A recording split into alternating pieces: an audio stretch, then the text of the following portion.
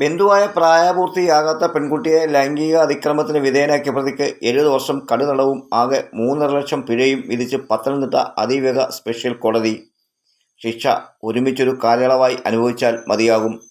അയിരൂർ കോറ്റാത്തൂർ മറാപ്പാറ മഴവഞ്ചേരി തയ്യൽ വീട്ടിൽ Reji Jacob 49 judge Doni Thomas Varghese ശിക്ഷിച്ചത്. 2020 ജനുവരി മുതൽ സെപ്റ്റംബർ വരെയുള്ള കാലയളവിലാണ് പ്രതി തൻ്റെ വാഹനത്തിൽ കുട്ടിയെ കയറ്റിക്കൊണ്ടുപോയി പല ഇടങ്ങളിൽ വെച്ച് ലൈംഗിക അതിക്രമം കാട്ടിയത്. 2022 അന്നത്തെ കോയിപ്പുറം പോലീസ് ഇൻസ്പെക്ടർ ആയിരുന്ന വി സജീഷ് കുമാറാണ് കേസ് അന്വേഷിച്ച് കുറ്റപത്രം കോടതിയിൽ സമർപ്പിച്ചത്. ഇന്ത്യൻ ശിക്ഷാ നിയമവും പോക്സോ നിയമത്തിലെ വ്യത്യസ്ത വകുപ്പുകളിലുമായി പ്രത്യേകമായാണ് കോടതി ശിക്ഷ വിധിച്ചത്. പിഴത്തുക പ്രതി കുട്ടിക്ക് നൽകണം.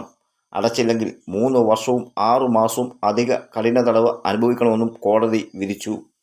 പ്രോസിക്യൂഷന് വേണ്ടി public prosecutor advocate Jason Mathews ഹാജരായി.